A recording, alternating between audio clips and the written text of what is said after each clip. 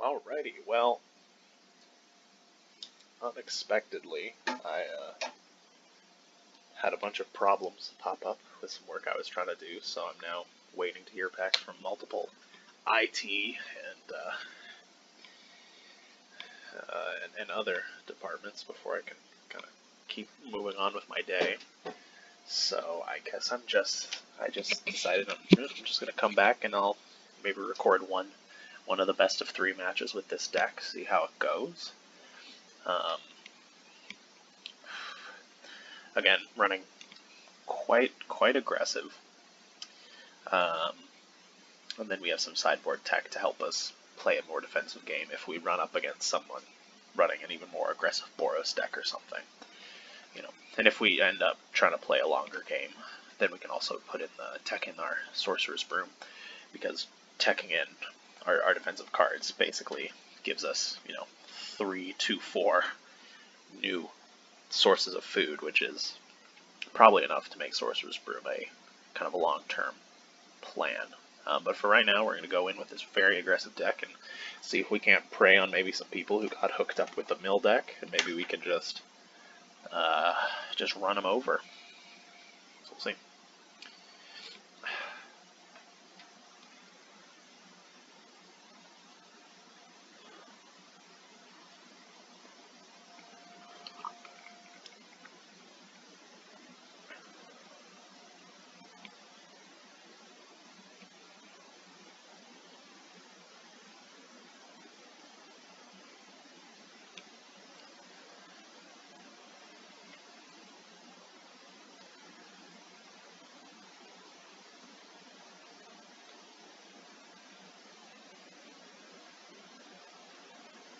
Okay, so pretty good.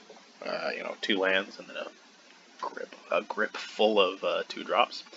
So we can play, Youthful Knight into, if we get another land, we have an active, we could have On Alert active to make that even better. We are on the draw, which is really unfortunate for our deck, but that's okay.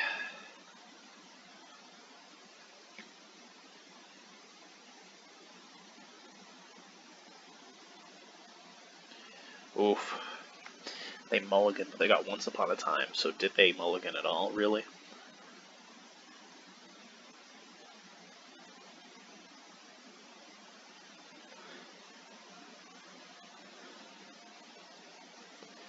Okay, so we got another land. Oh, so we have a Curious Pair coming in. Alright, well, play the plains.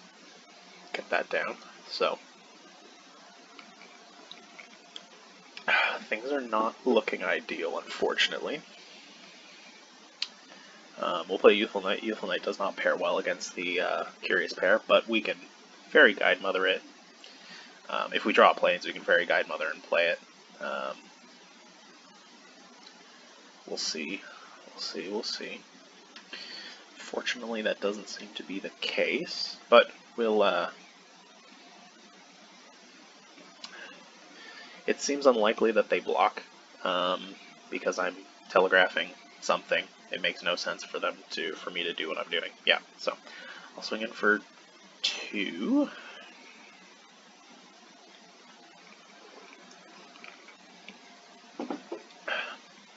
Now I'll play the Garenbrig Squire. Again, if we get white mana, it gives us the option to we might be able to play Fairy Guide Mother and also put it into play, but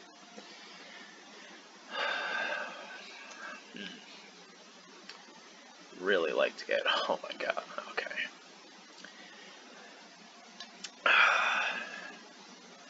Well,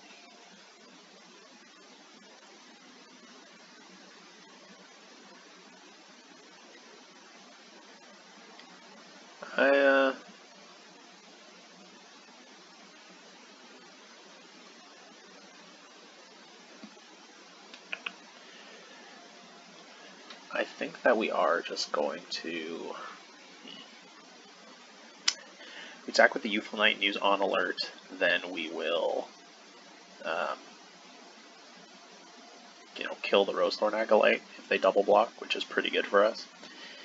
And if they don't, then we just play our 2 green creatures. So I think that's what we're going to do.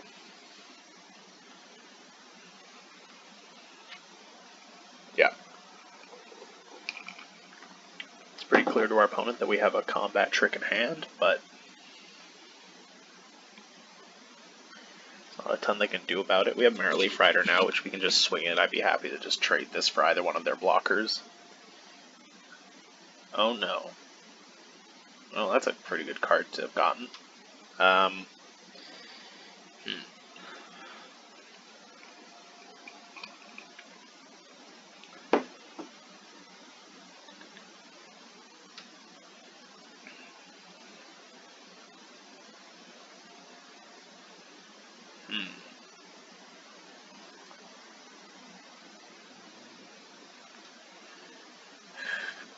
Might just go ahead and attack with the Marrowleaf Rider. We can on-alert it to trade with the Rampart Smasher, which seems pretty good for us. But, unfortunately we don't have any other options. Wish we had, so they'll take 3 damage. That's fine. Play the Mysterious Pathlighter, so we can put some pressure on them in the air. Might just play. Gosh, I really just want one more Plains. That completely, turns our hand into some real dangerous stuff.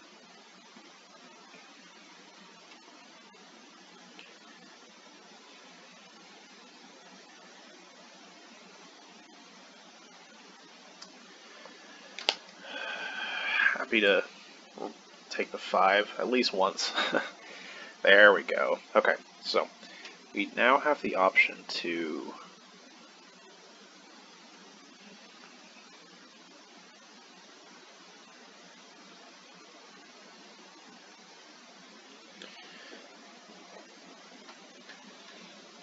so this is going to be a pretty big attack. I'm going to swing 5 damage in the air over. We'll then play the Fairy Guidemother. It'll come in as a 2/2. It'll pump both the Garenbrig Squires, which make them either trade or, kill the token, and we can swing in with just a huge amount of damage. Let me just check if that's lethal. So it's not quite lethal, but they do not have lethal back. It's 5, 6, 9, 11, 12. Also, we'll have Fairy Guidemother and Youthful Knight to block with, so I think this is the correct play. We want to be very aggressive here.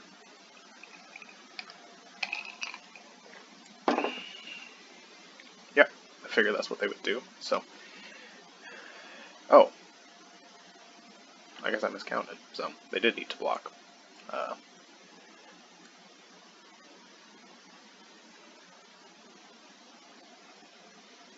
Brutal. It's a little slow, though. But damn. Can't believe you're playing 3 colors if you have Feasting Troll King. Oh, wait, it's got haste. Okay, that's not lethal. Let's see. They can eat 1 food, so they are at 6. And I can deal 6 next turn after they use a food, so.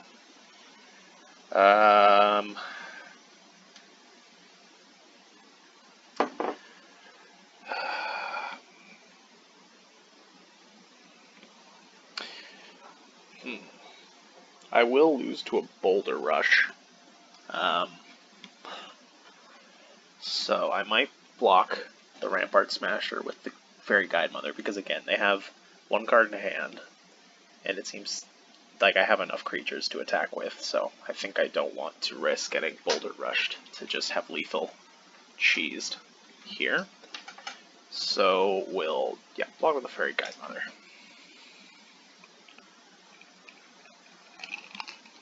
So again, they have 6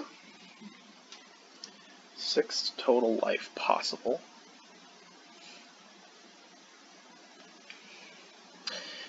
And we'll just play Silver Flame Squires on alert main phase to give our flying creature 2/2.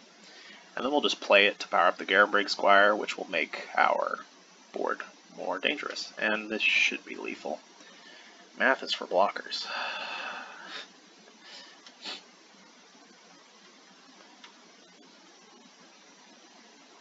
doesn't have reach, right? No, it's just got vigilance and trample. You know, what else could it possibly need? Okay. So we'll all attack.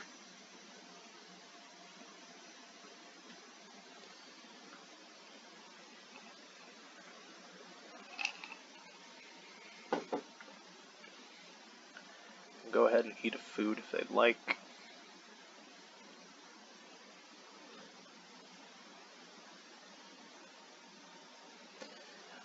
That still leaves a ton of damage coming through. They cannot heal with food. Cannot heal enough.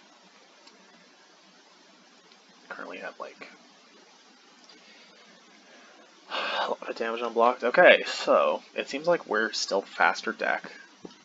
They have Feasting Troll King, which does suck, but we don't really have anything to, you know, Righteousness I don't think we want to bring in just to deal with the Feasting Troll King. They're running like 3 colors, so we're not too worried about their Feasting Troll King. Excuse me. My goodness. Drinking my coffee too fast. I think we're just going to keep it as is. Like, again, they didn't have flyers, so there's no point playing Fell the Pheasant, and they didn't have a lot of, like, tiny creatures to make Shambling Suit good as a X3, so let's just see if we can't run them over. That was also a pretty slow start from our deck because we had fairly bad lands, getting mostly green when, you know, we didn't want that. Maybe we'll... this could be better. You know, we have 2 white cards. Opponent is going first. So we have 1 green, which is great. You know, lets us play Merrileaf Rider. Another green will get us to our Witch Stalker. So we'll, yeah, there we go. We have enough. After that, we'll play the more powerful card.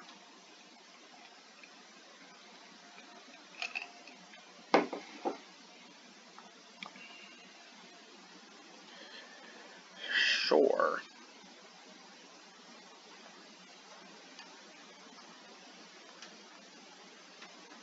Get your blockers out of the way.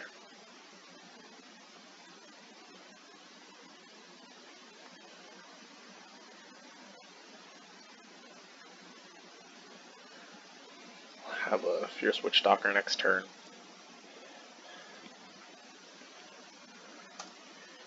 That's fine by me.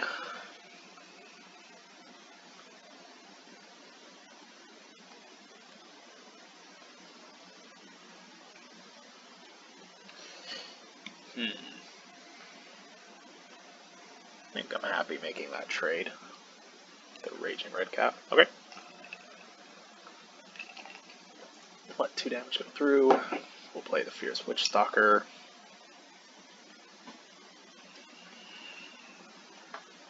Wow, they're actually getting all the green sources they have. And oh, oh my, that's something. Got reach. Wow.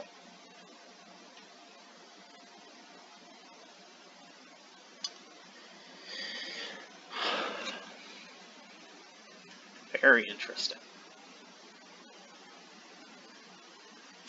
It doesn't give trample, so I think what I'm going to do is I'm going to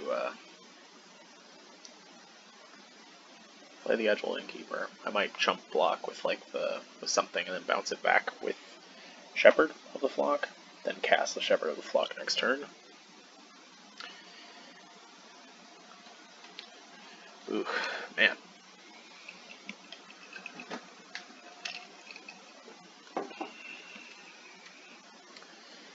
Well, I guess we can expect a... Holy crap. I really need to do something about that. That thing is going to do huge amounts of damage. Yep, so thankfully still no trample at least, so we'll just put the Youthful Knight in front of it. We'll rescue it, so it'll blank their attack.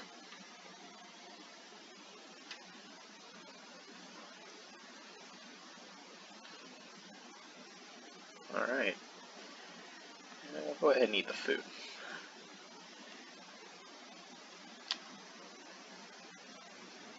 We got another shepherd, which is pretty cool. So we'll play our first shepherd. Ooh, that's kind of nice. We will swing in for 5 damage.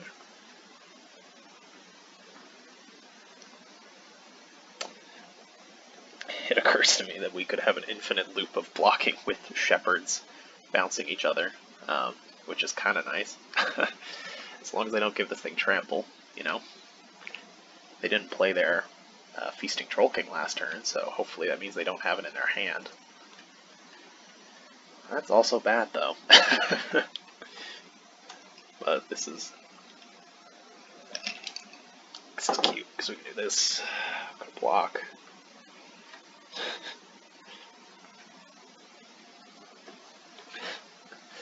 Adorable.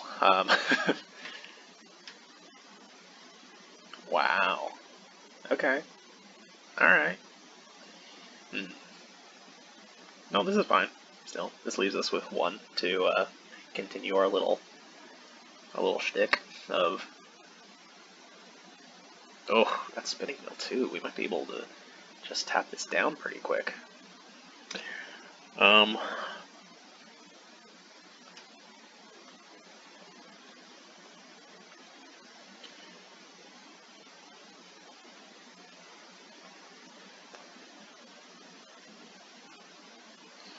Now we have an interesting sort of probably set of turns coming up, because this thing has reach, and they probably recognize that they have to kind of keep this back to block our 2 flyers. Oh, good. Once upon a time. Well, pretty good chance they could totally get their Troll King here.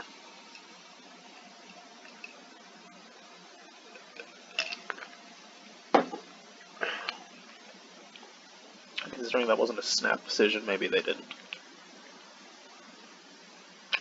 You had to think about that, bro? That sucks for us.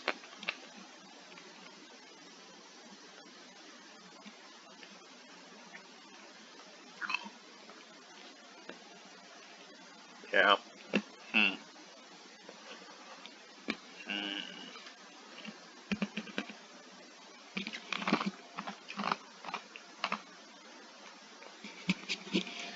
This really isn't great, because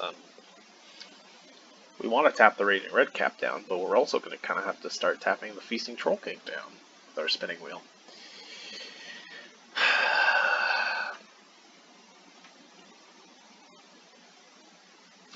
It is entirely possible that we can win. We can race them. Well, probably not with all the food this guy's going to generate, unfortunately. But, we might be able to, like, throw like, Shepherd and Witch Stalker in front of it, and actually let it trade. And then they have to choose between bringing back the Troll King and healing. So we'll see. Oh, I can't do it this turn, because this has to tap to add the mana, so my mana is not enough.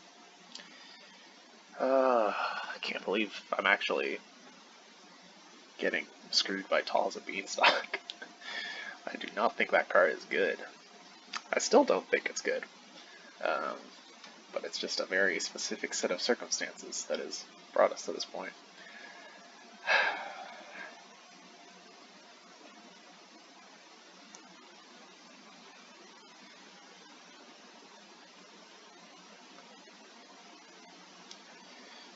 Yeah, nothing we can do, unfortunately. We're just going to have to pass the turn.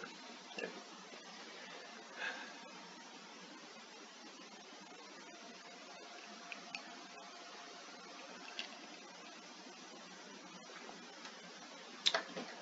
nope. There it is.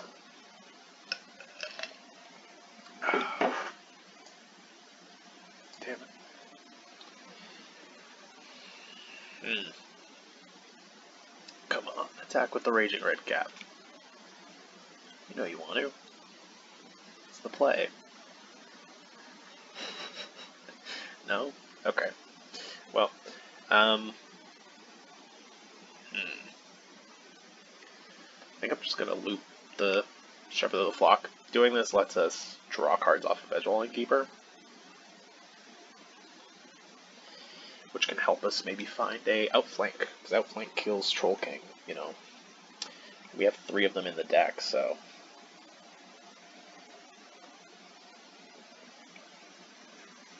So Flame Squire is pretty good. Could potentially let us just trade the Feasting Troll King for the Witch Stalker or something. So, definitely interested in that.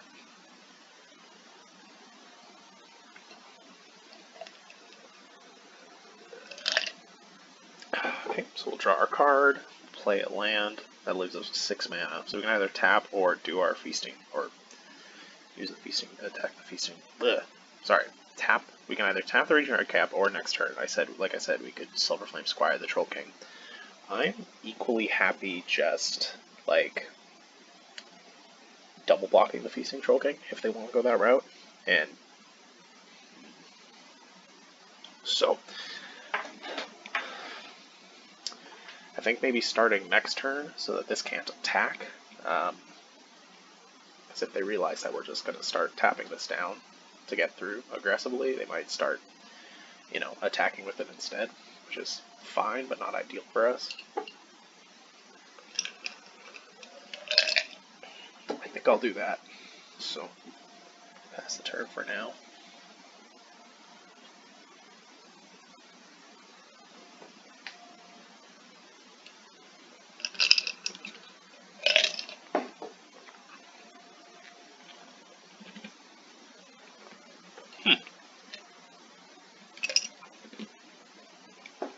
Okay.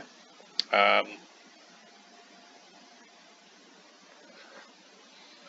guess I'll do that now. Very strange decision.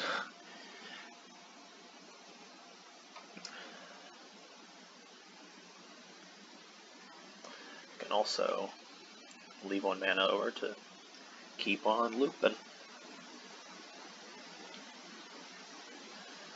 Garenbrig Squire does not impress me very much here. Drawing a card off of Edge while Innkeeper does. Ooh. We're getting to a place where we can really do some damage.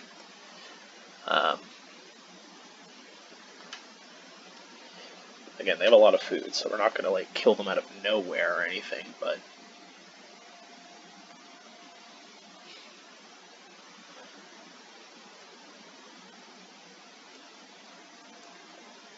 so because they basically have enough mana to eat all their food if they want to. And it seems like that they might just go down to 3, so they have the option of bringing back the Troll King.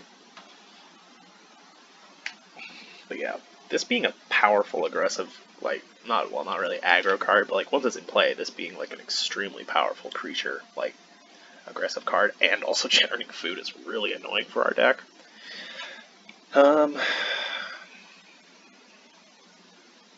We'll have to see how that goes. Okay. Yeah, we'll end the turn.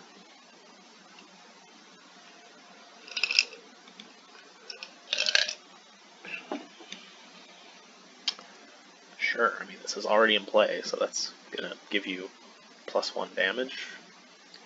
Okay. Got 2. Sorry about that.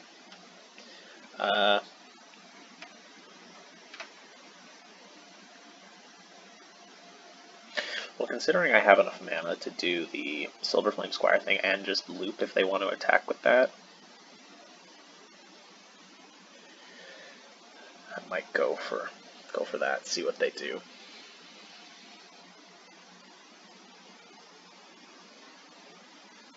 Sure.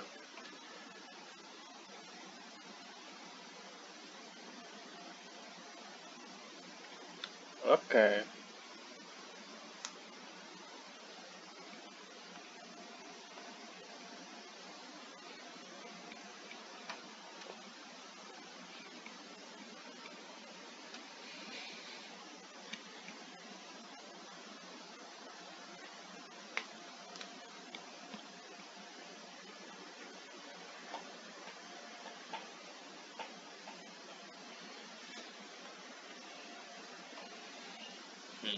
I was considering also putting Youthful Knight in front, but in case I have a combat trick or something that buffs defense, but If they don't, I still lose it, so it doesn't seem like a great choice.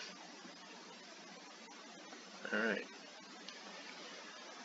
This way I currently am going to take 2.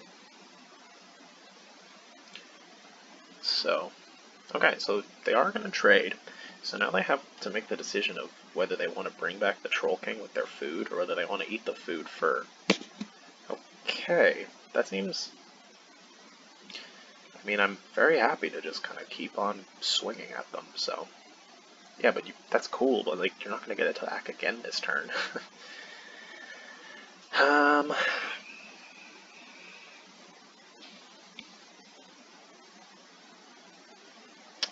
7, 9, 11. Pretty close.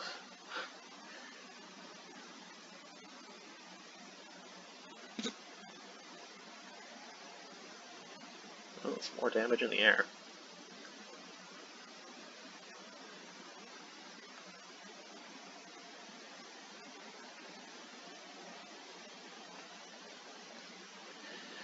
Let's start with the Silver Flame Squire. I'm currently trying to decide if I want to spend 5 mana on my turn to tap down the Raging Red Cap. I think I might, because I've got 8 mana, so I can tap it down and then have 3 remaining to both push through with Shepherd of the Flock and attack with, and then cast the Fairy Guidemother, which will come in as a 3/3 in the air.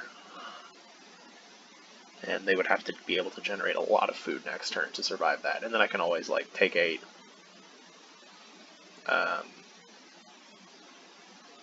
chump, you know? So I think that's probably a good play for me. Okay.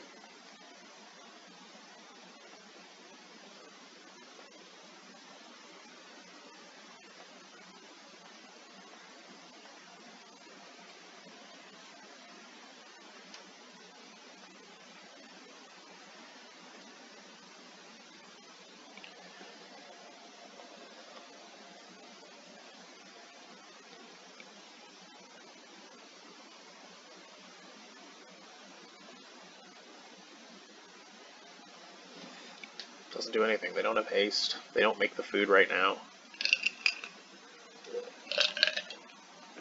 Put that in front of that. I don't think I need to draw any more cards this turn, or this game, and I'll take 10. Sure.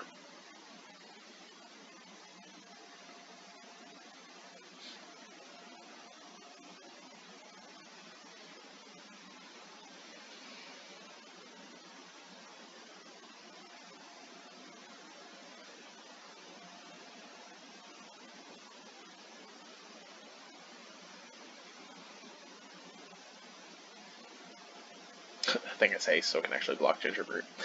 Can't believe I noticed that. That's the sort of thing that normally I would just completely miss and attack right into. Well, they haven't conceded, so maybe they just want me to actually do it, you know?